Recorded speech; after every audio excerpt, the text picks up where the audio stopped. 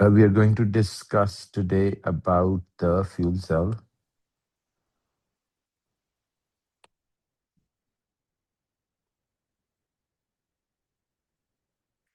Fuel cell क्या है? What is a fuel cell?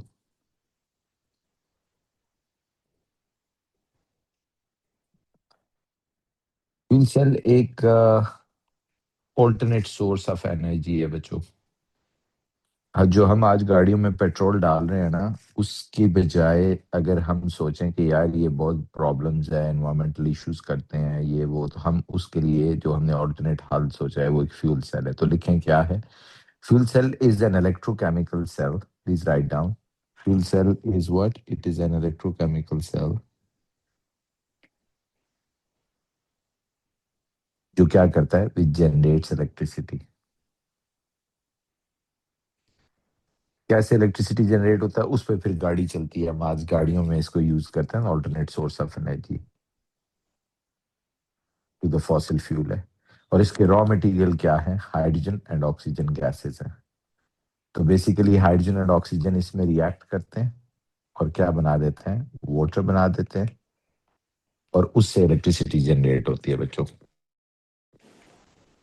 लेकिन ये क्योंकि ये एक्सप्लोसिव्स होते हैं ना, तो ये डायरेक्ट इनको आपस में हम नहीं रिएक्ट कराते। ओके, हाइड्रोजन और ऑक्सीजन दोनों एक्सप्लोसिवली रिएक्ट करते हैं। तो आपने देखा हमने एक टैंक के अंदर एक इलेक्ट्रोलाइट डाला, ठीक है, कुछ सोल्यूशन डाला। ओके, इस तरह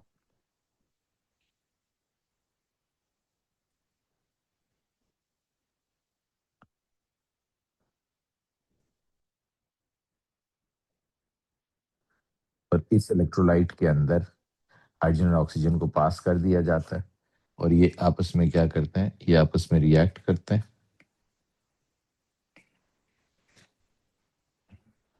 और इलेक्ट्रिसिटी जनरेट करते हैं। कोई हीट नहीं जनरेट करते। ओके, इलेक्ट्रिसिटी जनरेट करते हैं लाइक दिस। ये करंट जनरेट करते हैं which flows from one side to another side, right. तो ये हाइड्रोजन और ऑक्सीजन का ही रिएक्शन है, बट इनडायरेक्ट है।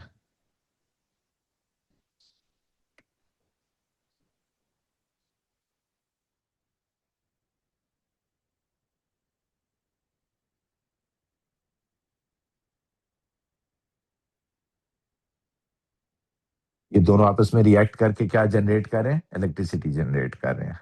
अब इसके एडवांटेज और डिसएडवांटेज, हमारे सिलेबस में इसके एडवांटेजेस और डिसएडवांटेजेस ही हैं बच्चे। ये वर्किंग नहीं है कि हाउ डज इट वर्क। हम कहते हैं इसका एडवांटेज ये है, सबसे बड़ा एडवांटेज जिसके लिए हम इसे यूज करें, it's an alternate source of energy to the fossil fuel है, एंड मोस्ट मोस्ट ज्यादा की एनवायरमेंट फ्रेंडली है। तो आपने देखा जब हाइड्रोजन ऑक्सीजन रिएक्ट करके क्या बनाते हैं?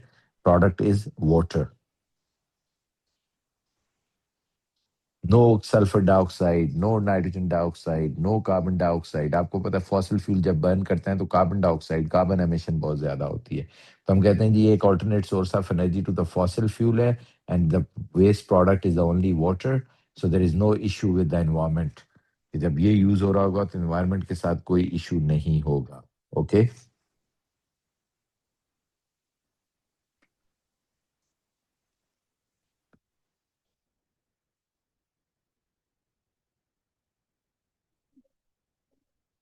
डिसएडवांटेजेस कह रहा है इसका थोड़े, लेकिन डिसएडवांटेजेस भी हैं। ये बहुत स्मॉल वोल्टेज प्रोड्यूस करता है बच्चों, ठीक है। इतनी कम के मैं आपको वैसे बता रहा हूँ नॉलेज के लिए, 1.26 वोल्ट। इतनी कम एनर्जी से तो गाड़ी क्या चलेगी? ये तो टॉय कार भी नहीं चलती। हम कहते हैं इसलिए हमें क्या करना होता है, we have to connect many cells in the series, जिसकी वजह से ये बहुत ज्यादा एक्सपेंसिव हो जाता है। Hydrogen gas explodes in the air. Hydrogen gas का मसला ये है कि एयर में एक्सप्लोड हो जाती है when contact with oxygen, therefore it needs to be stored safely. गाड़ी के अंदर अगर हाइड्रोजन का सिलेंडर रखना है तो बड़ी सेफली स्टोर करना होगा। It is obtained from cracking of fossil fuel, right? So hydrogen is obtained from cracking of fossil fuel. So fossil fuel की cracking से, तो फिर एक तरह से indirect use of fossil fuel आ गया ना। तो ये भी एक ड्रॉबैक है, क्योंकि हाइड्रोजन जो obtain होती है वो फॉसिल फ्यूल से होती है, तो indirect use of fossil fuel है। हम तो कह रहे थे कि इसका फायदा यही है कि ये फॉसिल फ्यूल से गेट रिड ऑफ होता है।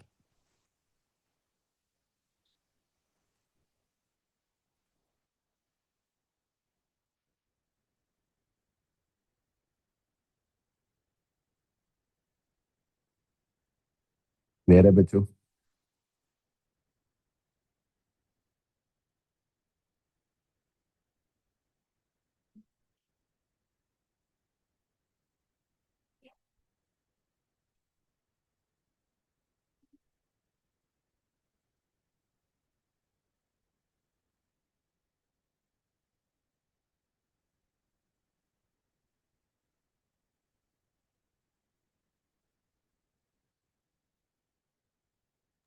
सर हमारे सिलेबस में इसकी वर्किंग नहीं है। हाँ, वर्किंग नहीं है, बस ये फायदे और नुकसान है। What is the advantage, what is the disadvantage, okay. और नहीं है हमारे सिलेबस।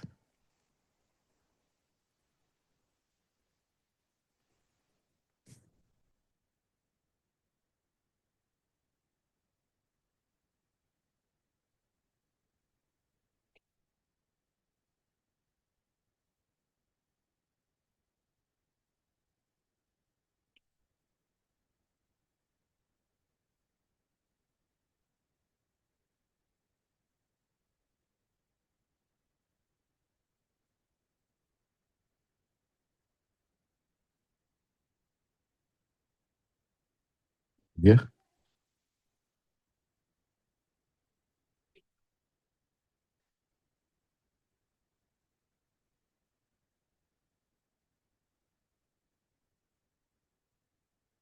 डन बच्चों?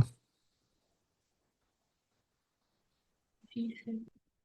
ओके, इसके अलावा पॉलीमराइजेशन कोई कह रहा था मुझे।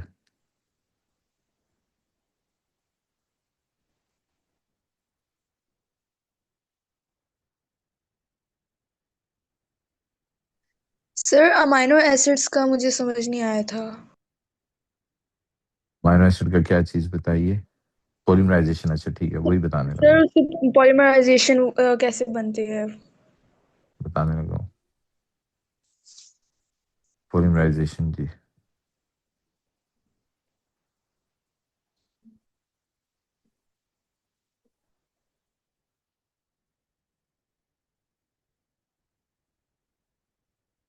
Okay, polymerisation.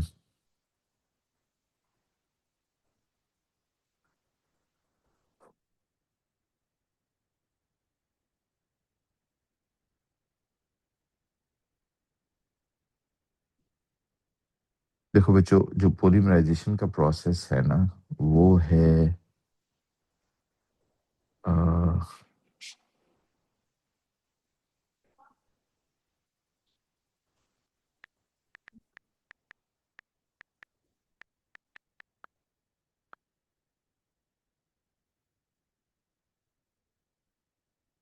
देखिए, पॉलीमराइजेशन होता है when small molecules called monomers join to make big molecules called polymer.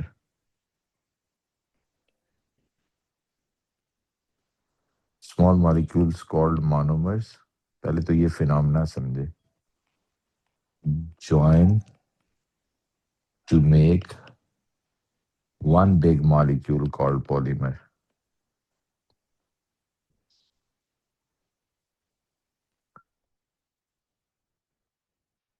एक तो ये है।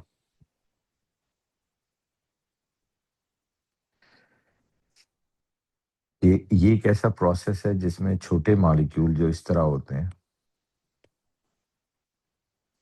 वो आपस में ज्वाइन करके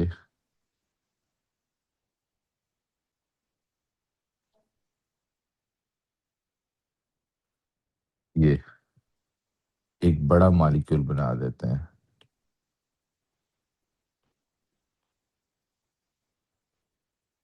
इस तरह। ये जो छोटे मॉलिक्यूल हैं, इन्हें मोनोमर्स होते हैं, और ये जो बड़ा मॉलिक्यूल है, इसे पॉलीमर बोलते हैं।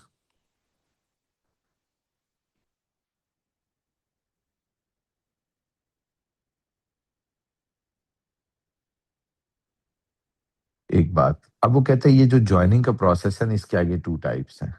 ठीक है, देयर आर टू टाइप्स।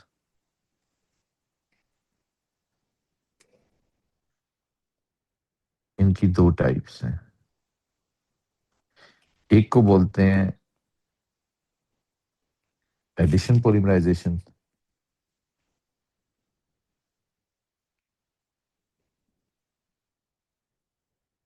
और दूसरे को बोलते हैं कंडेंसेशन पॉलीमराइजेशन।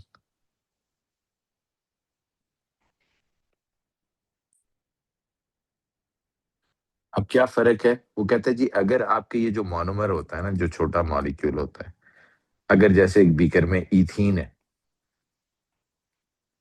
तो इथीन के जो छोटे मॉलिक्यूल है ना, उनमें डबल बॉन्ड होता है यूं, दूसरे में भी डबल बॉन्ड होगा यूं, तीसरे में भी डबल बॉन्ड होगा यूं। इथीन के छोटे मॉलिक्यूल में डबल बॉन्ड होता है। तो जब इथीन जो है वो बनता है पॉलीथीन, तो इसे एडिशन पॉलीमराइजेशन कहते हैं। अब कहते हैं फिर इसमें क्या होता है, इसमें कुछ भी नहीं होता क्योंकि इनमें ऑलरेडी डबल बॉन्ड होता है ये वाला, बस वो ब्रेक हो जाता है। इन तीनों का ये डबल बॉन्ड ब्रेक हो जाएगा, तो तीनों को दोबारा लिख दें with a single bond like this, और इनका आपस में ज्वाइनिंग हो जाती है। बस ये होता है। तो आप कहते हैं अगर इधर एच था, इधर एच था, यानी एच एच थे ऊपर नीचे, तो वही एच एच यहाँ ऊपर नीचे आएंगे, सिर्फ डबल बॉन्ड खत्म हो जाएगा और सिंगल में कन्वर्ट हो जाएगा।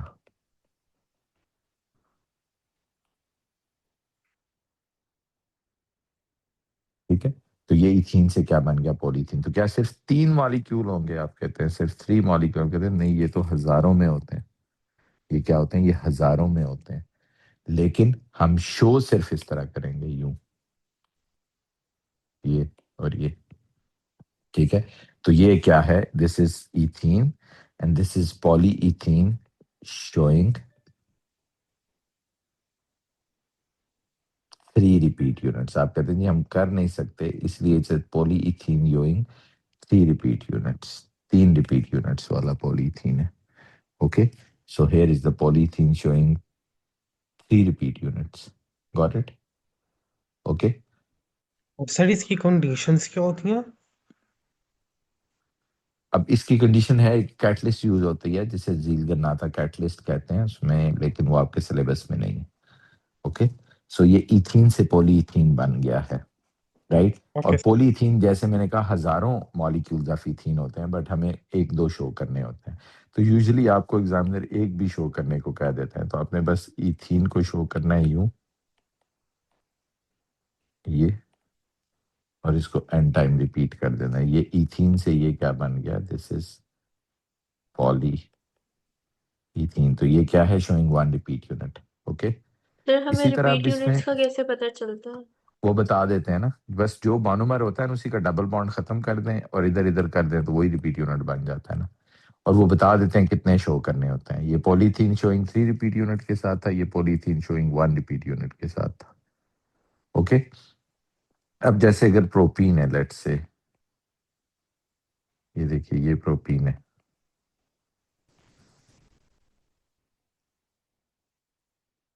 ये प्रोपीन है। तो अगर इसमें भी डबल बॉन्ड है, हाँ है, तो इसमें भी एडिशन पॉलीमराइजेशन होगी। बस आपको करना क्या होता है कि ये जो जिन 2 कार्बन पे डबल बॉन्ड है ना, उनको लिखना है दोबारा।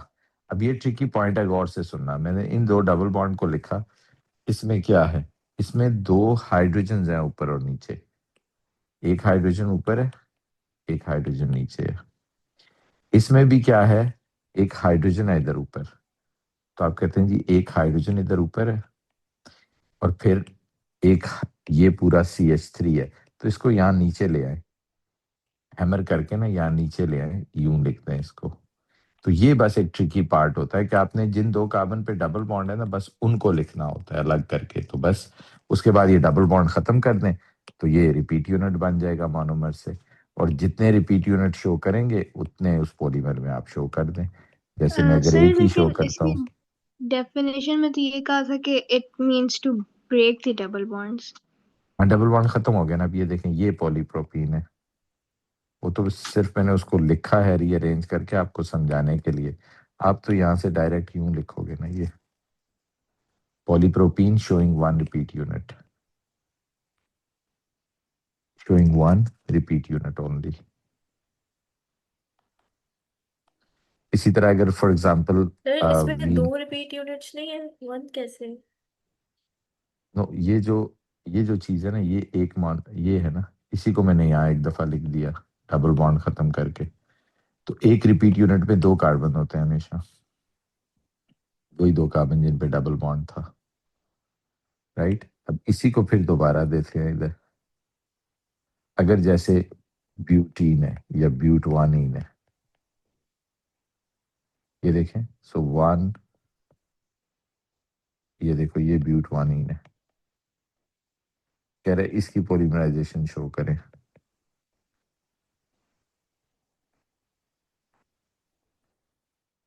ये इन 2 कार्बन को आपने शो करना है, 1 2 3 4। ओके, सो कार्बन नंबर 1 और कार्बन नंबर 2 को आपने शो करना है सिर्फ जिन पे डबल बॉन्ड है। अब ये समझना है आपको कि एडिशन पॉलीमराइजेशन में सिर्फ इन 2 कार्बन को शो करते होते हैं। ये देखो ये, अब नंबर 2 कार्बन पे ऊपर हाइड्रोजन है, ये नंबर 2 कार्बन, तो ये सारा कुछ इसके साथ ग्रुप अटैच है। तो इस सारे को यहाँ नीचे ले आओ, क्योंकि हमने प्रोग्रेस करना है ना इस तरफ और इस तरफ चेन को, तो इस सारे को नीचे ले आओ। तो नीचे लिख दो CH2 CH3 और फिर इसमें से डबल बॉन्ड खत्म कर दो। क्या कर दो, उसको सिंगल कर दो। ये ऊपर H, ये नीचे H, ये ऊपर H और ये नीचे क्या है, CH2 CH3। और बस डबल बॉन्ड, ये वाला डबल बॉन्ड खत्म कर देते हैं और इधर इधर प्रोग्रेस कर देते हैं। तो इसका नाम क्या होगा, बस जो मोनोमर का नाम था उसे आगे लिखते हैं, पॉली ब्यूट वानीन। क्या नाम हो जाएगा, पॉली ब्यूट वानीन, showing 1 repeat units. Okay,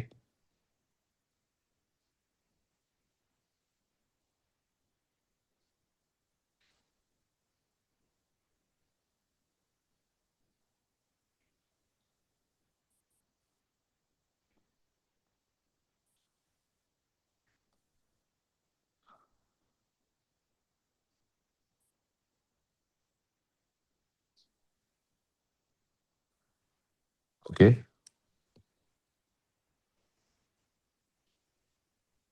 sir मैं आपको इसका एक क्वेश्चन भेजूं, आप वो करवा सकते हैं? भेजें ना, पिक्चर बना के भेजें।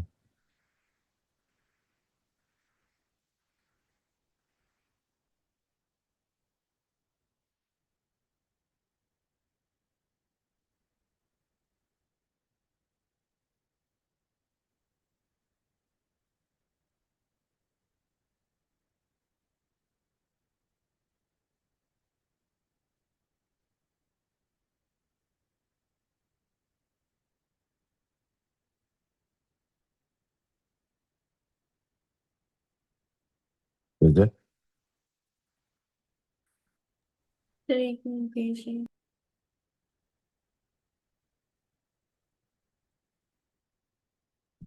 इसी में फिर मैं भी बता देता हूँ, तब तक जब तक आप भेज रहे हैं, वो रिवर्स भी हो जाता है। रिवर्स का मतलब है वो यूं आपको एक दे देता है। ये देखो, कह रहे आप इसका मोनोमर बताओ।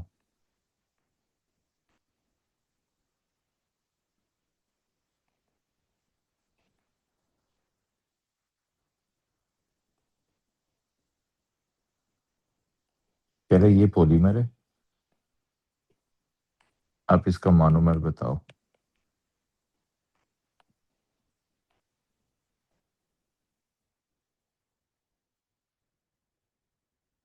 इसका मोनोमर बताओ।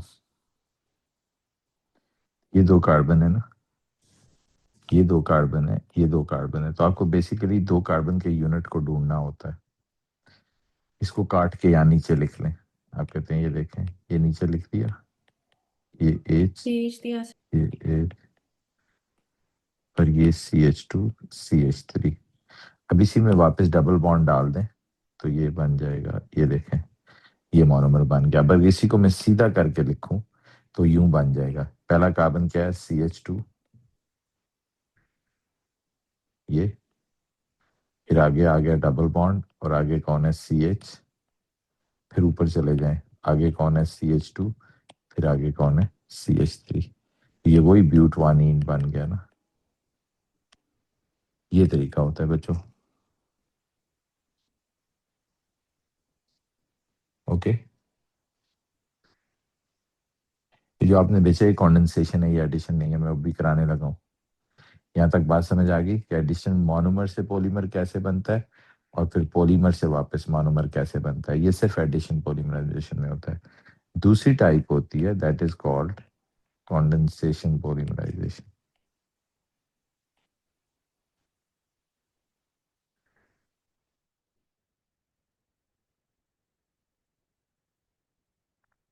दूसरी टाइप क्या है? Condensation polymerisation.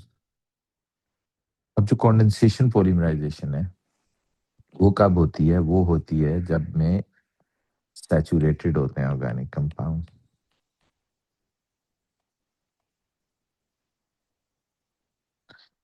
वो कंपाउंड जिनमें कार्बन कार्बन सिंगल बॉन्ड होता है, इस तरह।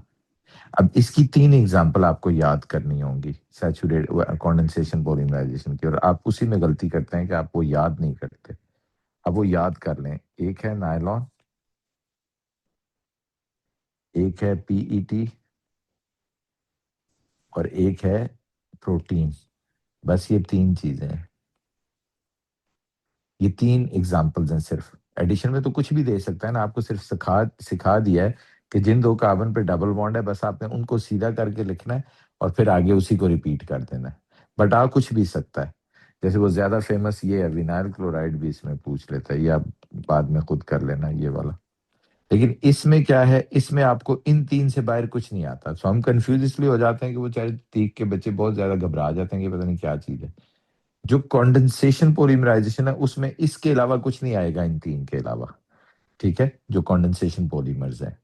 अब कहते हैं ये polymerisation by the loss of small molecule होती है, by the loss of small के, जब वो मोनोमर जुड़ेंगे ना तो स्मॉल मॉलिक्यूल का लॉस होगा। अब जैसे देखें इनके मोनोमर्स क्या हैं, आप कहते हैं जी इनके जो मोनोमर्स हैं वो देखें, अगर नायलॉन को देखें तो आप कहते हैं जी इसके 2 मोनोमर्स होंगे। जैसे ये कार्बन है तो इसके एक तरफ अगर C double bond O O H है, कार्बोक्सिलिक एसिड है, दूसरी तरफ भी C double bond O O H क्या है, कार्बोक्सिलिक एसिड है। तो ये नायलॉन का एक मोनोमर है, और दूसरा मोनोमर क्या है नायलॉन का कि इसके एक तरफ NH2 है कार्बन के और दूसरी तरफ भी NH2 है। ठीक है, अब इनमें बहुत सिंपल, आप कहते हैं ये तो बहुत आसान है कि आपको जब इनको जोड़ना है तो ये देखो, ये और ये अमूमन ये जो बीच के कार्बन होते हैं वो एग्जामिनर इनको बॉक्सेस की फॉर्म में शो कर देते हैं, ये दिखाते नहीं है। बस आपने याद क्या रखना है कि जब भी ये पॉलीमराइज होगा तो ये अपना OH कार्बोक्सिलिक अपना OH लूज कर देंगे दोनों साइड से, और जो NH2 एमाइन है वो अपना H लूज कर देंगे। तो बस अब इसको नीचे जब पॉलीमर बनाना है तो इसी को नीचे लिखना है। ये देखो, बस मैंने इसका क्या नहीं लिखा, OH नहीं लिखा, ये इधर देखो। फिर आगे इसको क्या करना है, H के बगैर लिखना है, तो NHC और ये NH, ये तो बहुत सिंपल है। आप कहते हैं ये देखें वही चीज दोबारा लिखी है मैंने, सिर्फ मैंने ये कहा है कि इसका H और OH मिलके क्या बना देंगे, वाटर बना देंगे। ओके, दोनों साइड से मैंने H और OH निकाल दिया। ओके, ये जो चीज बनी है ये देखें, इसमें यहां से यहां तक एक मोनोमर है और यहां से यहां तक दूसरा मोनोमर है, और ये जो बॉन्ड होता है ना ये वाला बीच का, इसे लिंकेज बुलाते हैं। तो क्या लिंकेज है, कौन लिंक हुआ आप कहते हैं जी CONH के साथ लिंक्ड है। तो लिंकेज क्या होगी, CONH। This is called imide linkage. Okay, this is called imide linkage, CONH। Okay, एक तो ये याद रखना है कंडेंसेशन पॉलीमर में। अब हम कंफ्यूज क्या हो जाते हैं, वो हमें यही देता है, यही वाली चीज। सिर्फ करता क्या है कि यहाँ बॉक्स बना देता है, कार्बन नहीं शो करता, यहाँ बॉक्स बना देता है, कार्बन नहीं शो करता, कहता है इसके मोनोमर बनाओ। तो आप कहते हैं ये तो बड़ा आसान होगा, यही चीज मुझे वापस लिखनी है।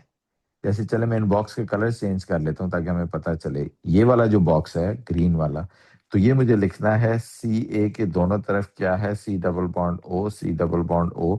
तो अभी थोड़ी देर पहले आपको याद है इसने क्या लूज किया था, अपना OH OH लूज किया था ना, तो ये OH इसको वापस दे देते हैं। तो आप कहते हैं ये वापस इसका मोनोमर बन जाएगा, तो एक नायलॉन का मोनोमर ये हो गया। इसी को देखें दोबारा, तो दूसरा मोनोमर क्या होगा? आप कहते हैं जी ये NH है, बीच में बॉक्स है, और फिर इधर NH है। तो इसने अपना क्या लूज किया था जब पॉलीमर बना था? तो आपने कहा जी दोनों तरफ H लूज किया था, वो H इसको वापस दे देते हैं, ये बन गया। Do you get it? तो ये नायलॉन है, ये इसकी लिंकेज है, ये सारा पॉइंट है जो उसने आपसे पूछा, राइट? अब जरा देखें मिसाल के तौर पे, अभी किसने, मानूर आपने मेरे से शेयर किया था, ये देखो,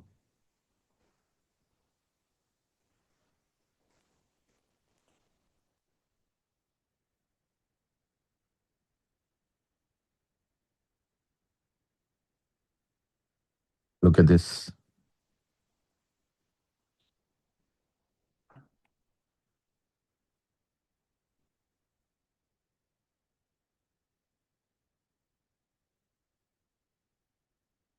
ये देखिए मानूर, वो कह रहे draw the structural formula of the monomer of polymer A. पहली चीज तो ये है कि पॉलीमर ए को देखिए और पॉलीमर बी को देखिए। पॉलीमर ए में आपको नजर आ रहा है carbon carbon carbon carbon, no CO no NH, so no COO, तो आपको समझ आ जाता है ये एक एडिशन पॉलीमर है। निशानी समझ लें कि जब सारे कार्बन कार्बन बॉन्ड होंगे चेन में, कार्बन कार्बन चल रहा होगा, तो कौन सा पॉलीमर होगा? एडिशन। और इसमें तो नजर आ रहा है C डबल बॉन्ड O आ जाए या COO आ जाए या CONH आ जाए, तो इसे कहते हैं कॉन्डेंसेशन पॉलीमर।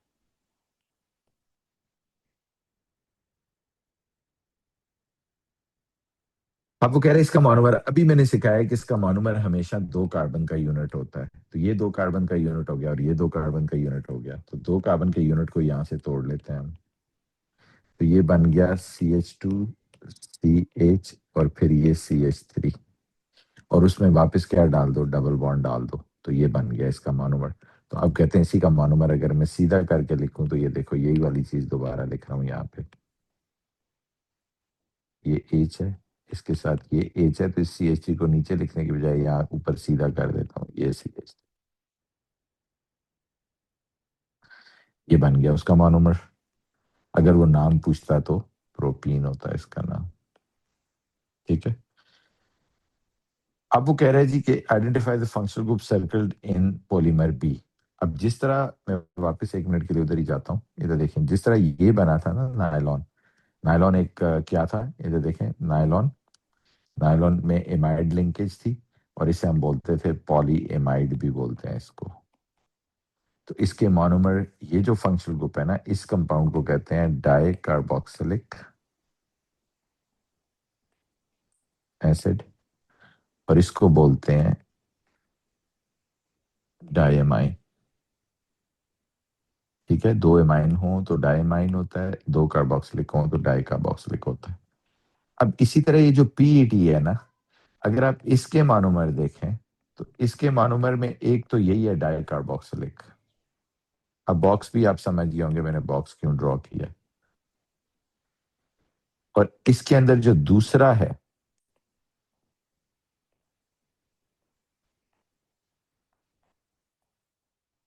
वो क्या है? वो डायमाइन है,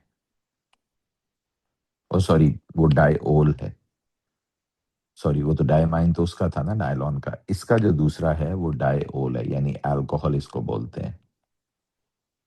तो एक तो आपने याद रखना है कि PET और नायलॉन में एक छोटा सा फर्क है, एक मोनोमर तो वही है जो इसका था डाइकार्बोक्सिलिक, दूसरा मोनोमर चेंज हो गया, बाकी कोई चेंज नहीं है। जब ये पॉलीमराइज होगा तो ये इसी तरह अपना OH दोनों तरफ से लूज कर देगा। तो आप कहते हैं जी एक बॉक्स के एक तरफ C डबल बॉन्ड हो रह जाएगा, दूसरी तरफ C डबल बॉन्ड हो रह जाएगा, ये इधर भी कनेक्ट होता जाता है, यानी ये इसके साथ आगे जुड़ता जाता है आगे।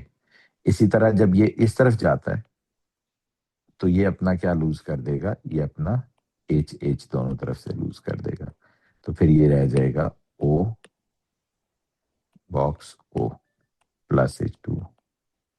ओके, प्लस क्या बन गया? H2O। और ये जो लिंकेज है, ये जो लिंकेज है ये वाली, इसको आप कहते हैं एस्टर लिंकेज। ये क्या है? ये COO के साथ लिंक्ड है, इसे बोलते हैं एस्टर लिंकेज या एस्टर फंक्शनल ग्रुप भी है, ये COO। और CO2 भी इसको लिख देते हैं ये लोग, ठीक है। इसलिए आप इस कंपाउंड को पॉलीएस्टर भी कहते हैं, इस पॉलीमर को आप पॉलीएस्टर भी कहते हैं, ओके। अब जब आप इसको, कोई आपसे पूछे अच्छा इसके मोनोमर्स बताएं, इसके, तो आप कहते हैं एक तो ये मुझे नजर आ रहा है कि ये कंडेंसेशन पॉलीमर है क्योंकि इसमें CC नहीं है सारे।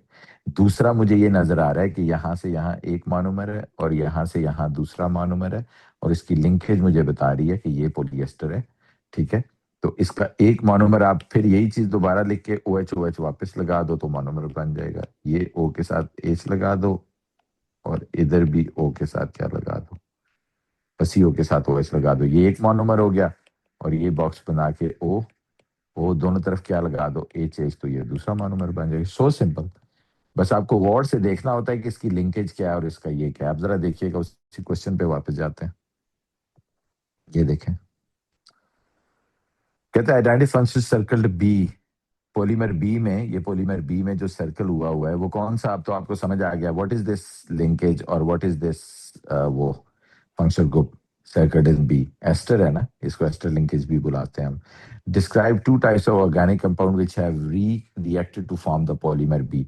अब पॉलीमर बी किन 2 से बना है, तो आपको अभी मैंने कहा था कि आपने गौर से देखा, आपने कहा हाँ यार ये तो PET है, मुझे कैसे पता चला, इधर देखें, एक इसका मोनोमर ये है डाइकार्बोक्सिलिक, और दूसरा मोनोमर देखे मैंने पहचान लिया डायोल, तो मुझे समझ आ गई कि ये क्या है, ये PET है, राइट।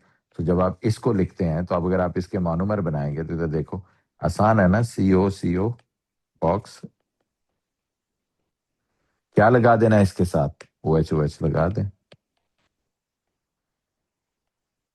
दूसरा वाला देखें फॉर एग्जांपल, ये सॉरी इस बॉक्स में वो नहीं है, लाइंस नहीं है, ये दूसरा वाला बॉक्स है, तो इसके साथ O लगा दें तो साथ क्या लगेगा देखें, H और H, ये क्या बन गया, ये डाइकार्बोक्सिलिक है, और ये क्या है, ये डाइओल है, ओके। ये मुझे कैसे पता चला, मैंने बस यहां से इसको निकाला और इसको OH दे दिया, इसको निकाला और इसको OH दे दिया, इसको HH दे दिया, तो मुझे पता चल गया ये क्या वो बने हैं, ठीक है। Explain the difference between addition and condensation polymer, classify A and B as either और एडिशन है। ये अब आपको समझ आ गया, पहला एडिशन था, दूसरा कंडेंसेशन था। एडिशन आपको पता है just breakage of double bond से ऐड अप होके बनता है, और इसमें लॉस ऑफ स्मॉल मॉलिक्यूल होता है, ये अभी बताया आपको, ठीक है। और इसी की अब तीसरी जो टाइप है, जो तीसरी टाइप है वो है इसमें जो कंडेंसेशन में, वो है प्रोटीन। तो एक तो हो गया नायलॉन, एक हो गया PET, और तीसरा जो कंडेंसेशन पॉलीमर है वो प्रोटीन है। अब प्रोटीन में क्या होता है वो देखिए, प्रोटीन के मोनोमर्स वो क्या है वो देखें, वो 2 मोनोमर नहीं, अभी तक 2 थे ना, डाइकार्बोक्सिलिक डायोल, डाइकार्बोक्सिलिक डायमाइन, इसमें एक ही है and that is amino acid. और इसकी अच्छी बात यह है कि इसके एक साइड पे कार्बन के एक साइड पे कार्बोक्सिलिक होता है, जरा गौर से सुनना, उसी कार्बन के दूसरे साइड पे NH2 होता है। सो अमाइनो एसिड इसको कहते हैं, ऊपर H होता है नीचे R होता है, ओके। और इसमें भी ये दरम्यान वाला आप समझ लें बॉक्स है, तो इसका मतलब है अमाइनो एसिड में एक ही ये अमाइनो एसिड है, okay, this is amino acid, कि एक बॉक्स के एक ही तरफ C डबल बॉन्ड OH लगाओ और उसी बॉक्स के दूसरी तरफ NH2 लगाओ, उसी मॉलिक्यूल में अमाइन हो, इसीलिए इसको अमाइनो एसिड बुलाते हैं ना, ठीक है। तो आप कहते हैं जी ये डिफरेंट है फ्रॉम नायलॉन। नायलॉन गौर से देखें, एक बॉक्स के दोनों तरफ COOH था, एक बॉक्स के दोनों तरफ NH2 था, यानी डायमाइन और डाइकार्बोक्सिलिक थे। इसमें डिफरेंस इसीलिए बच्चे कंफ्यूज हो जाते हैं कि इसमें डिफरेंस ये है कि एक ही कार्बन के एक तरफ एक ही मॉलिक्यूल में एक तरफ C डबल बॉन्ड होगा और एक तरफ NH2। तो आप कहते हैं फिर इसका मतलब है इसकी पॉलीमराइजेशन क्या, हमें दूसरा तो चाहिए ही नहीं। अब अगर हम एक और अमाइनो एसिड ही ले लें, लेट से हमने एक अमाइनो एसिड ही ले लिया, और अब कहते हैं हाँ आप ले सकते हैं, ये एक अमाइनो एसिड ही ले लें तो ये आपस में पॉलीमराइज हो जाएंगे, यस, ये भी अमाइनो एसिड है, ये भी अमाइनो एसिड है। अब जब पॉलीमराइज होंगे तो रूल वही है, क्या रूल है कि कार्बोक्सिलिक अपना क्या लूज करेगा OH, और एमाइन अपना क्या लूज करेगा H। तो ये देखिए ये बॉक्स है, ये क्या बन गया C डबल बॉन्ड O, ये क्या बन गया NH, ये इधर, ये देखिए अब उस तरफ से भी क्या हटा दूं H और OH, तो आप कहते हैं जी ये देखें, ये NH, ये बॉक्स, ये C डबल बॉन्ड O और ये प्लस H2O। तो आप कहते हैं इसकी लिंकेज तो एग्जैक्टली वही है जो नायलॉन की आई थी। हम कहते हैं हाँ वही लिंकेज है, एक मोनोमर का CO दूसरे मोनोमर के NH के साथ लिंक है, इसीलिए आप इसको भी एमाइड कह सकते हैं। बायो वाले से पेप्टाइड कहते हैं, एमाइड या पेप्टाइड, इसलिए आप इसे पोलीएमाइड या पोलीपेप्टाइड भी कह देते हैं, राइट। तो अब अगर आप इसको गौर से देखें, आप कहते हैं जी इसमें सिर्फ फर्क ये है कि आप देखें एक बॉक्स के एक तरफ CO और एक तरफ NH होता है, और एक बॉक्स के एक तरफ देखें क्या है, एक तरफ क्या है CO और दूसरी तरफ क्या है NH, राइट। ये फर्क होता है। और नायलॉन में अगर आप गौर से देखें तो एक बॉक्स के दोनों तरफ CO और दोनों तरफ NH2 होता है। तो इसलिए बच्चे अमूमन प्रोटीन से कंफ्यूज हो जाते हैं कि इसकी लिंकेज वही है जो नायलॉन वाली है। बस गौर से देखने से पता चला है बॉक्स के साथ साथ अगर CO NH हो तो प्रोटीन होता है, और अगर बॉक्स के साथ साथ CO और NH हो तो फिर वो नायलॉन होता है। तो इसी का अगर आपको कोई कहा जाए मोनोमर बनाए तो इसको यहां से तोड़ के वापस नीचे लिखें ये, और क्या डाल दें, CO को अपना OH दे दें, NH को अपना H दे दें, तो ये देखिए ये वापस क्या बन गया, ये अमाइनो एसिड बन गया, राइट। और इन कंडेंसेशन पॉलीमर्स की प्लस पॉइंट क्या होता है, अब आखिरी बात सुन लीजिए इनके ऊपर। इनका प्लस पॉइंट ये होता है कि ये बायोडिग्रेडेबल होते हैं। और क्यों बायोडिग्रेडेबल होते हैं, इन तीनों को रिवर्स किया जाता है, यानी प्रोटीन की हाइड्रोलिसिस, हाइड्रोलिसिस क्या वर्ड यूज किया, हाइड्रोलिसिस से वापस अमाइनो एसिड बन जाते हैं, PET की हाइड्रोलिसिस से वापस डाइकार्बोक्सिलिक डायोल बन जाते हैं, और इसकी हाइड्रोलिसिस से वापस यही डाइकार्बोक्सिल नायलॉन। सो नायलॉन हो, टेरिलीन हो जिसे PET भी कहते हैं, या प्रोटीन हो, they are non biodegradable because they hydrolyse. क्या होता है, इनकी हाइड्रोलिसिस होती है टू फॉर्म द मोनोमर्स, इसीलिए ये बायोडिग्रेडेबल होते हैं, ठीक है, अपने ही मोनोमर्स में चेंज हो जाते हैं। और क्या होता है हाइड्रोलिसिस के लिए, either use dilute acid and heat, या फिर डाइल्यूट एल्कली, यानी आपको हाइड्रोलाइज करने के लिए क्या डालना पड़ता है, डाइल्यूट एल्कली डाल के हीट करो तो भी वो मोनोमर में चेंज हो जाते हैं। इसीलिए ये पोल्यूशन नहीं करते, फिलिंग ऑफ लैंड साइट नहीं करते, ओशन अकोमोडेशन नहीं करते, इसीलिए इनको बर्न करके टॉक्सिक गैसेस प्रोड्यूस नहीं होती। सो इसीलिए ये एनवायरमेंट फ्रेंडली होते हैं। बट जो एडिशंस के साथ प्रॉब्लम है, अब सबसे बड़ा आखिरी बात जो इसके साथ है, addition polymers are very useful. All the plastics जो हम यूज करते हैं ना, वो एडिशन पॉलीमर्स होते हैं, ठीक है। लेकिन उनका प्रॉब्लम क्या होता है, हम कहते हैं दे आर नॉन बायोडिग्रेडेबल। इनकी इतनी लंबी लंबी चेन होती हैं कि ये डिग्रेड नहीं होते, नॉन बायोडिग्रेडेबल है। और इसका क्या प्रॉब्लम होता है, हम कहते हैं they fill the land sites fill करते हैं, ओशन अकोमोडेशन करते हैं, और बर्निंग से टॉक्सिक गैसेस प्रोड्यूस करते हैं। ये सारे प्रॉब्लम्स हैं, right. So that's all addition and condensation polymers, right. सारे क्वेश्चंस इसी के ऊपर बेस्ड हैं बच्चों, right. So that's all for the addition and condensation polymers, hydrogen और ऑक्सीजन का साइकिल, राइट। कोई सवाल है तो पूछ लें, otherwise that's all from my side for today. Sir yes sir nylon synthetic होता है और प्रोटीन नेचुरल जी होता है, राइट? जी, एक और बात मैं आपको बता दूं कि जो ये पॉलीमर है ना, addition all of them are synthetic यानी मैन मेड है। जो कंडेंसेशन पॉलीमर्स हैं उसमें nylon and PET they are synthetic और मैन मेड, और जो प्रोटीन है वो नेचुरली अकरिंग कंडेंसेशन पॉलीमर है, right. So this is the difference, but they all of them are condensation polymers जिनकी लिंकेज होती है, ओके। और नायलॉन और प्रोटीन की लिंकेज भी सेम होती है। Anyone else? Okay, that's all. Thank you. We'll continue this.